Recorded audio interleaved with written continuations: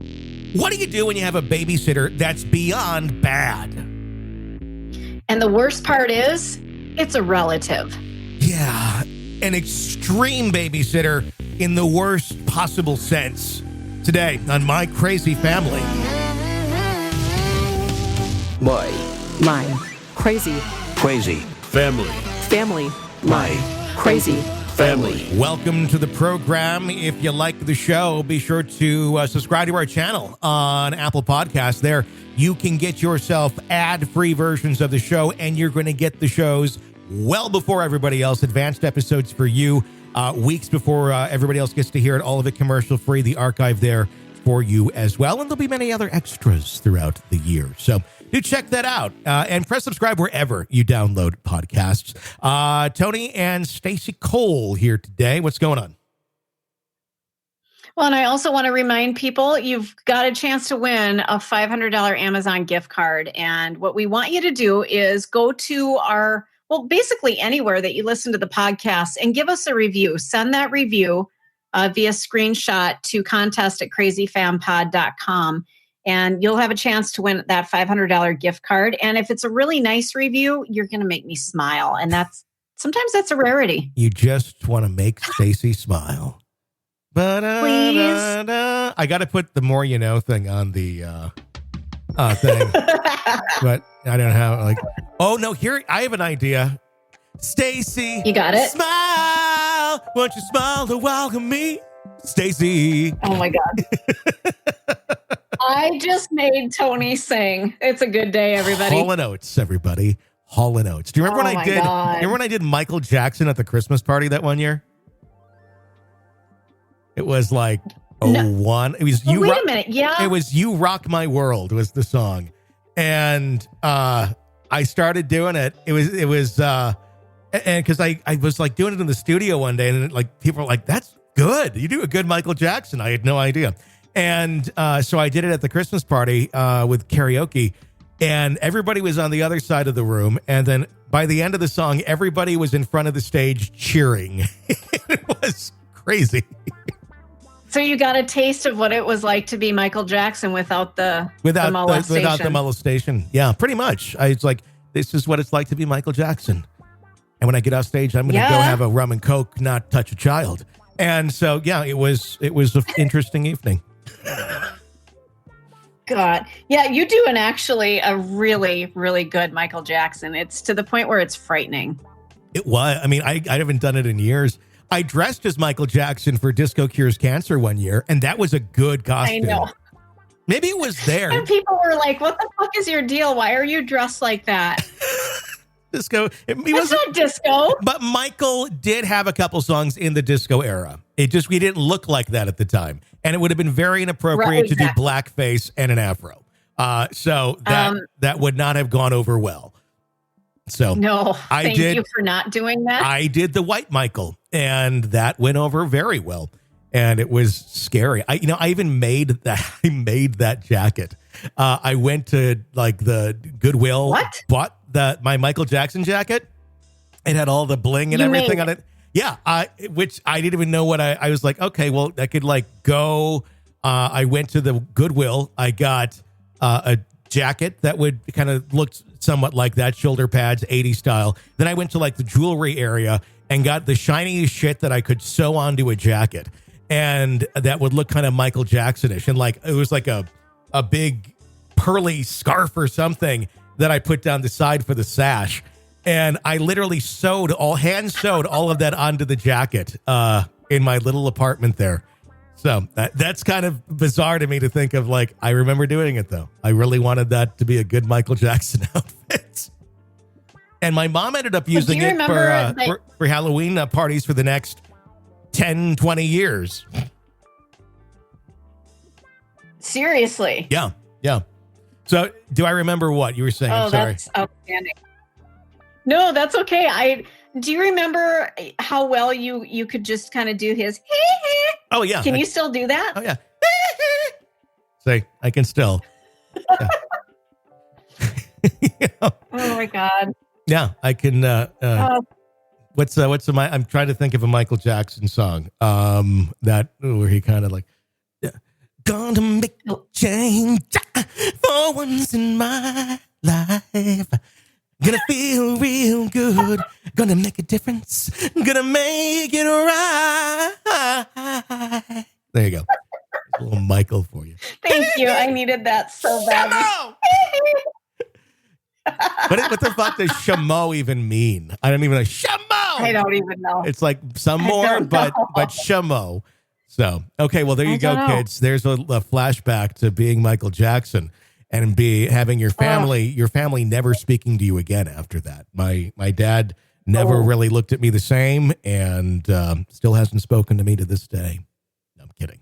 Yeah. Yeah. But it's rough. Let's what do we got on the docket here for other crazy family stories? All right. Well, this one starts off with hello. First off, I want to say I found this podcast while listening to Real Ghost Stories online. And I've been listening to that podcast since 2017, and I love you and your daughter. She's so funny and reminds me of my daughter, who is 8. I wanted to share my story of my mom because the past 2 years, she's been causing so much stress and drama in my life. And before I start, though, I do want to put a trigger warning because at the end I will mention sexual assault. So, and I appreciate that when people point that out because for some people it's really troubling to have that brought up. So, I will give ample warning when you need to kind of hit the fast forward button ever so slightly. So I promise you I will let you know when it's coming. Okay. Anyways. Me and my mom have never had the best relationship, and I'm starting to see her true colors now. In 2020, I started dating my now husband. She decided to not like him after meeting him for the first time because he was too quiet. Remember, we've had stories about quiet men. Yeah. Okay. Like Jeffrey Dahmer. Tony! All right. This guy is not Jeffrey Dahmer. Okay. He's an observer, and he was in the Army. So he is quiet at first while getting to know people. It's a good skill to have. Shut your yap until it's time to open it. Mm-hmm. But she's decided that she didn't like him because of that. Once she was threatening to call Child Protective Services on me because she didn't trust the way I was raising my daughter because it's not what she would do. She wouldn't stop threatening me. So my boyfriend, now husband, called her and told her to stop. And she got defensive and he got angry. So of course she hated him for that too. We had stopped talking for a few months, but when me and my boyfriend decided to get married, I tried making amends with her because I wanted her at my wedding. I took her out for a drink and we talked. In the end, she decided she couldn't go because of how things were. And she thought we were getting married just to spite her. A few days later, my aunt, my mom's sister, left a note on my front porch that was 4 pages long, front and back. And it was saying basically how wrong it is for me to get married and not have my mom there. And how my mom had been dreaming of this day that I got married since I was little. So my mom obviously told her that she was uninvited. Oh, and they also made a big deal about how I sent invites through Facebook and over the phone because we were only engaged for a month before we got married, and it was a little backyard wedding, so I didn't see the point of going all out and getting fancy invites. Plus, it was a potluck style, so I just made an event on Facebook so we could figure out who was bringing what. It made sense to me, but according to my mom and her sister, they thought it was wrong, and so the only person on my side of the family that showed up to my wedding was my dad.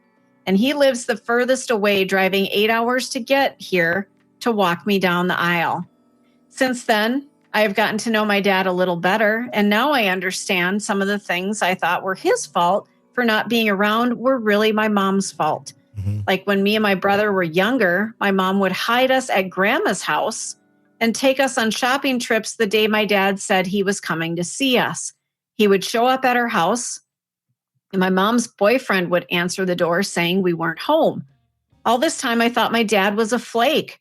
It turns out my mom was just crazy. Anyway, I tried getting along last year with my mom until she went crazy on me one more time. When my daughter had been sick for a few days, she called one morning to see how she was, and I didn't answer because I was at work. I texted her saying that she was doing better, and I was at work. Well, for some reason, she thought I didn't answer because I went to work and left my daughter at home alone. and she accused me of this. I didn't play into it and just said, oh my gosh, you're crazy. No, I didn't answer because I'm working. Then she said it must be true since I didn't respond to what she said. That was when I told her I was done. I'm constantly getting judged on my parenting. I feel like she's always looking for things to use against me and my daughter. She also accused me of lying. Here it comes, guys. If things trigger you, fast forward a little bit here. She accused me of lying when I finally told her after 13 years that when I was 12 or 13, her ex-husband and my stepdad had molested me. And I just always had it in my mind that he would get what's coming to him in hell, and I would deal with it all alone. Well, in 2017, I had sort of a mental breakdown and told my therapist and my mom about what had happened. My mom thought I was lying because I waited so long to tell someone. I told her it was for this exact reason, people not believing me. So ever since then, I have always felt really uncomfortable around her. And one more thing, she blames me for the reason one of her marriages ended. When I got pregnant, I needed a place to stay after I broke up with my boyfriend for cheating when I was 6 months pregnant, and her husband didn't want to take me and my daughter in, so she divorced him. I know every family has their problems, but I grew up thinking that my family was perfect. Boy, was I wrong. My gosh. Yeah. Yeah, there's more than a little wrong there. I'm amazed how long she stuck in and kept trying to make it work. Yeah. But you know that you want that's it's a primal thing. I'm not faulting her for it at all. It's just one of those things where you want that to work because in theory there's no reason it shouldn't or couldn't. But some people make it utterly impossible for that sort of relationship to work. And deep down, I think when you dig into it, again, this is not any sort of excuse for any sort of behavior. It's just if you can understand what's behind it, it makes it a little more enlightening. Is they are trying to keep people away from them. They don't want anybody near them. And the way of doing that eventually is just to alienate everyone around you, make them feel uncomfortable, do horrible things to them, and, just make life shitty. And eventually they're alone and they don't necessarily like that at that point in time, but it's a vicious cycle. It probably goes back to some sort of abuse in her own childhood that's made her into this witch of a person. Yeah. And, I did pick out one tiny little thing in this email. I am so happy to hear that somebody did a backyard small wedding, planned it through Facebook, didn't, spend hundreds of dollars on invitations, and just did your wedding the way you fucking want to do your wedding. I'm so tired of the wedding stories of, Yeah. We're doing this $zillion wedding and everybody's got an opinion, and just fucking do the wedding of your dreams, whatever that is, Yeah. I mean, it's and understand money, because that's another thing I think that there's way too much of, where sometimes it's paid, if you're lucky enough to have it paid for by somebody else. And if you're not, then some people have this idea, it's going to cost this much, we should take out loans and go into debt to make this wedding, or whatever you have saved, let's put it all at the wedding. It's like, this could be putting down payment on a house or something, or just living, and trying to build that up. The amount of money that can get spent on a single wedding is utterly ridiculous. And really, for what? You can, I don't know, everybody has their opinion of what they like. I prefer a more intimate setting where you can actually have a conversation with everyone there, and not just do the walker. Hi, I was your mother's librarian in 1968. I was your mother's librarian on the bookmobile. Okay, and she thought I should be here at your momentous day. But you were, okay. Well, that's nice to know you were the librarian. I retired in 1972. I was born in 82. Yes, I know. I've been watching you. What do you mean you've been watching? Uh-oh. I had nothing else to do in my retirement. I began climbing trees and looking for little boys playing in the yard. I would drop pages of books into the yard. They'd be perplexed by that. You were when you were little, Tony. I do remember. I remember those pages. Yes, and those pages. Oh, the texts on those pages. They were from Harry Potter. Harry Potter, the demonic. And once you touched those pages, witchcraft would come into your life, and devils would emerge, and eventually the son of Satan would arrive. But that was just, that's what I did in my retirement, and that's why I'm here, because I wanted to spend your day with you. Well, I'm glad you can make it. Go have a drink up at the bar. It's all free. Oh God, you kill me. One day we'll tap into your head and see what's climbing around in there, but maybe not today, huh? It's a lot of random is pretty much all it is. I have no idea where I'm going with any of these things, and eventually it's like I got to find it out. I don't know what it is, but and then yes, something crazy that happens usually. There you go. Oh my God. So okay, wow. What else we got? Yeah, and thank you to that person for sharing a really difficult story. We appreciate that, and hopefully it's helpful to get it out there. Yeah. All right, our next story. My husband and I were engaged at 6 weeks and married 6 months after dating when, I had been previously engaged for 2.5 years to a man who I called it quits with. Anywho, I have nothing to say about being engaged after 6 weeks. I was kind of the same. I was engaged, oh my goodness, a month after I met my husband, and we were married like 4 months later, and no, wasn't pregnant. I have in my first 2 marriages, they were very quick engagements. And I think it was around 3 months, honestly, on both. It was very, it didn't take that long. Well, when you know. Well, I clearly didn't because, that's right. That's why they are ex-wives. But I got to say, learn from my mistakes and taking time and feeling good about all that. But absolutely. But yeah, it's it's just like, oh my God. Okay, continue on. Okay. So, and she goes on to say, also, I was not pregnant. Everybody thinks if you're having a quickie wedding, somebody's pregnant. You don't have to get married if you're pregnant these days. So that's not an indicator. Okay. There. Mm-hmm. All right. One of my husband's aunts made the comment to my husband's grandma that the only reason we're getting married was because I was the best piece of ass my husband had ever had. Jesus. Who talks about family members like that? Apparently this woman. Yeah, Jesus. All right. And as someone who went to a private Christian school and raised up in the church, I was just beside myself when I heard this. Then the wedding month gets here, and my husband's other aunt, who weighs all of 400 pounds, asked if we were going to rent a golf cart for her to get from her car to the ceremony and from the ceremony to the reception. We were flabbergasted because the ceremony was at my in-laws' property, meaning from the parking lot to the front porch of the house where the ceremony was being held was less than the length of a basketball court, and the reception, which was in the backyard, was about half a basketball court away in walking distance. But you had to retrace your steps going back toward the parking lot to go around to the house to get to the backyard. Why this conversation? Why golf cart? I mean, why not like just a motor scooter or something like that? Why specifically a golf cart? Like, it doesn't make any sense.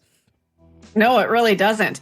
This conversation happened all on Facebook, and once we informed her that we would not be providing a golf cart for her convenience, she stated that she may not be in attendance due to this fact. Surprisingly, she did make it to the wedding, sitting close to her car in the parking lot, and her husband and son had brought a tailgating tent for her to sit under during the ceremony.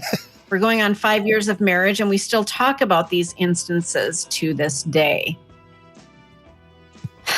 Okay, there's a lot to unpack here, and in no way do I want to come across as fat shaming in any way or mocking somebody who is obese, and because that's not how I feel. But that's if that's what's going on with you, you need to accommodate for yourself. Mm-hmm. Does that make sense? I mean, if I'm diabetic and I need to have food by a certain time or I'm going to be in trouble, I bring a snack. Exactly. You know, I'm yeah. Well, yeah. So you need to advocate for yourself. And I appreciate the fact that her aunt asked if they could get a golf cart, but to throw a fucking fit and say, well, I'm not coming to the wedding. Okay, bye. Yeah, bye. Sorry. Yeah, I mean, it's and for that ridiculously short span, yeah.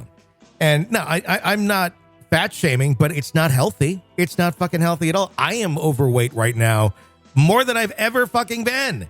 And, you know, I know everyone can shame themselves. I shame myself inadvertently just because I'm like, but I'm working at it because I don't like it and I don't want to be unhealthy because I'd rather not die or have something else kill me because I'm overweight. Like one of the biggest fucking killers with COVID was if you're overweight or ways that it could take you.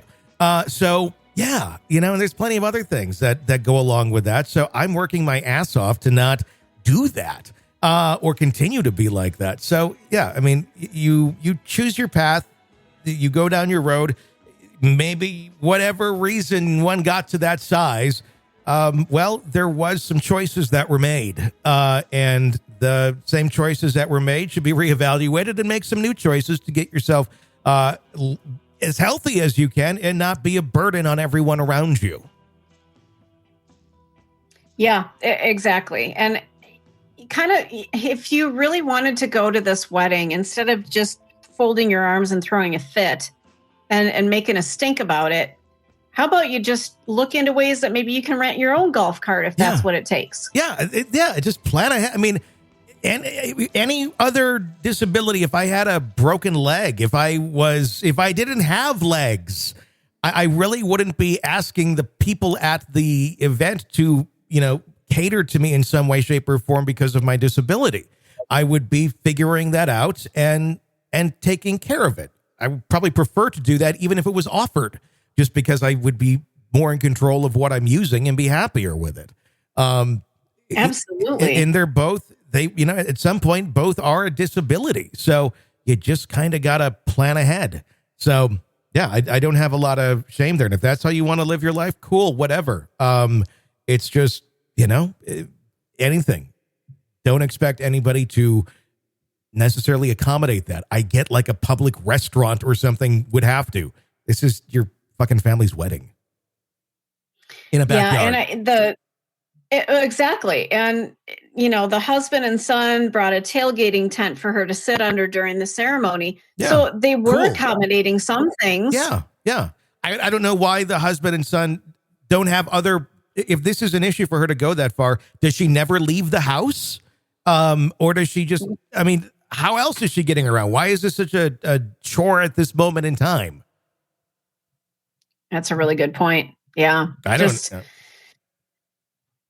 It certainly fits into our podcast, though, doesn't it? Oh, yeah, just a little bit. Families' irrational demands on others for their issues. Yeah. Gotta love it. Absolutely. It's family. You only got one. Yeah. Okay. Cool. You're right. Yeah, and you're right. It doesn't obligate me to anything, though. So, yeah. Unreal. Our next story is about my crazy cousin who was much older than me, who could be my aunt. I was maybe 10 or 12. Do you have an older cousin in your life? I do. Not super older. No, I do. No, you're wrong. I do. I'm sorry. Didn't think about that. I do. I'm trying to think. How did this work? My mom's sister is the same age as my brother. So my brother has a cousin who's the same age. Sure. As his aunt. Mm-hmm. Or something like it. Just crazy. Like, yeah, it's where it's spanned out, and there's that. It's just totally weird. So the story goes on. My mom always had my cousin babysit me. So I would usually go to her house and hang out with my younger cousins. Mhm. My cousin who babysat me was so mean to me that I didn't tell my mom about things that she did to me in fear that she would do more damage to me. One of them being making me read my shirt upside down as I was wearing it, or we couldn't go get lunch. The fuck is that? Why? Okay. Another thing that she did was made me take extremely hot showers. Okay, now we are walking into child abuse, not just, oh, you got something on your face, whack. Mm-hmm. She didn't care that I was crying at the top of my lungs and it burned me. I'm currently 33 years old now, and I'm still afraid to go into a new shower if I'm staying at somebody's house. Also, another thing she did was cut my fingernails till they bled. Holy shit. One day, maybe 6 months later, my aunt came over and I noticed that I'd been crying in the shower and asked why I was crying. My cousin, who was my babysitter, lied to my aunt and said I had pooped myself. My aunt got mad and called my mom and told my aunt that this was the last straw and my aunt had to take me home. I hope I never see this bitch again. I hope she's listening to this podcast. And if so, fuck you. And says, please say it with authority. Anyway, I love your new podcast. You guys keep up the amazing work. Signed, D. Fucking hell. Yeah. And this is sadistic. Yes, there's obviously something going on there. You're going to make them cut your nails down till they bleed. And the going into the hot what the fuck is that? There's something. I'm guessing if there was a little investigating done, that babysitter also was abused, and I wonder where that would point to in the family, if it's in the family. And maybe there's some covering up or not wanting to admit suspicions that others have had, because you take that road and you start tumbling down the dominoes. You may not like how they all fall.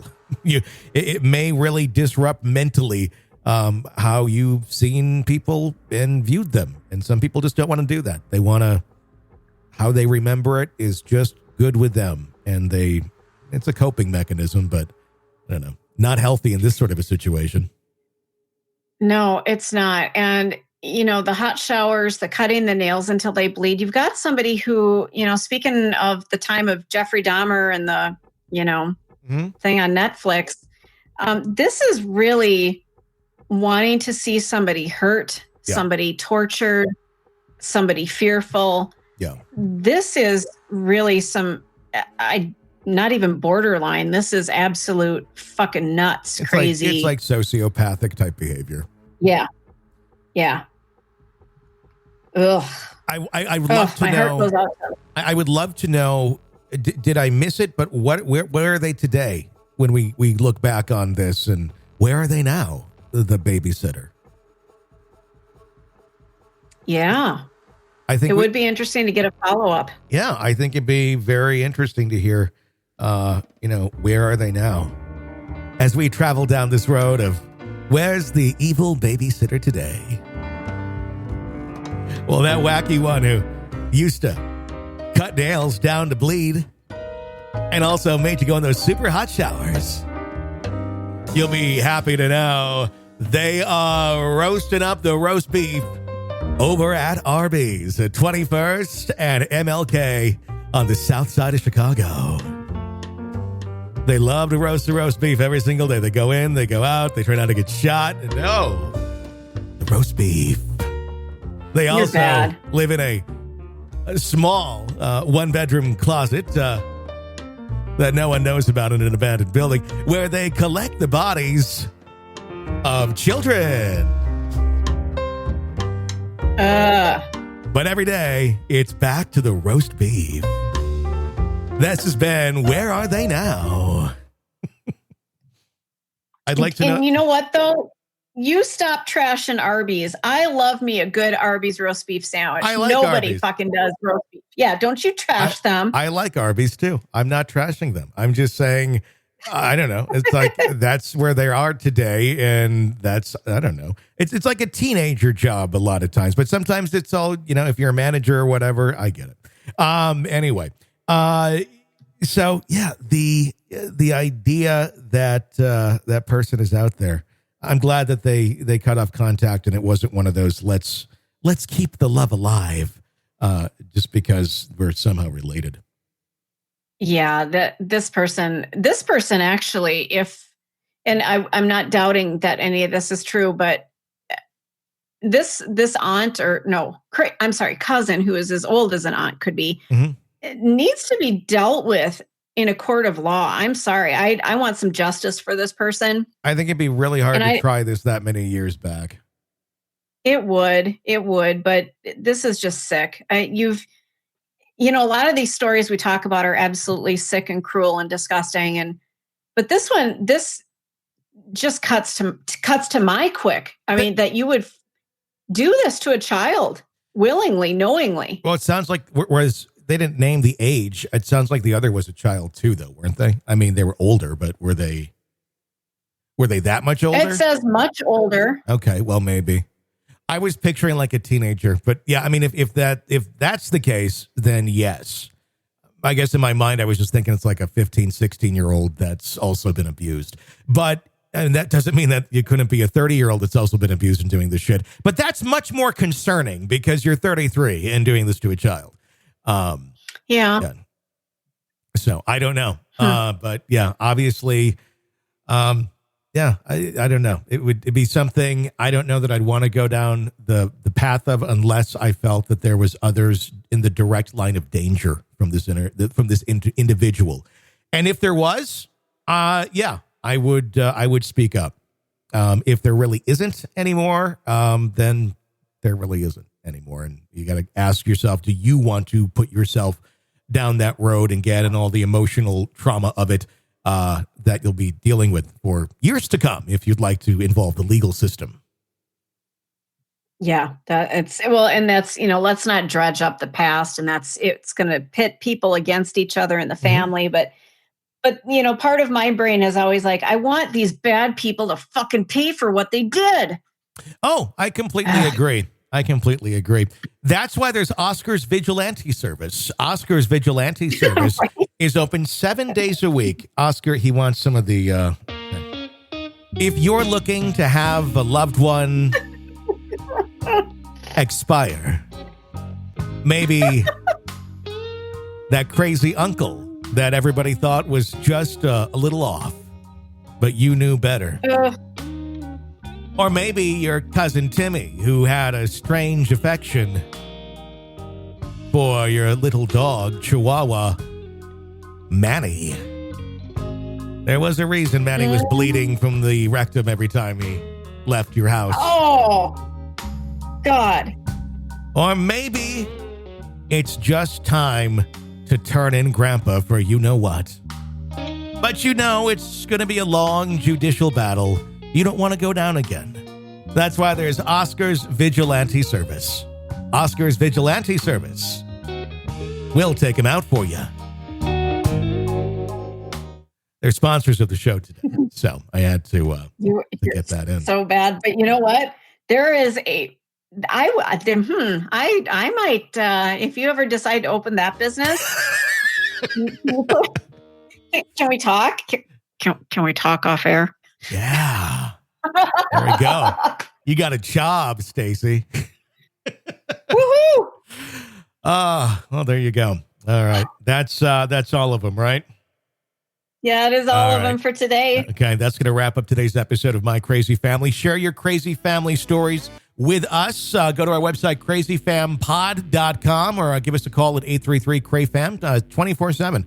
And you leave your story there. We may use it on a future episode. 833-272-9326 or crazyfampod.com. Apple Podcast, subscribe there. Get commercial-free episodes of the show. Everything in advance, everything in the archive, ad-free. Listen to it at your leisure with no ads. And check it out. You can get that to subscription on our channel on Apple Podcasts. Until next time, for Stacy, I'm Tony. Thank you for listening to My Crazy Family.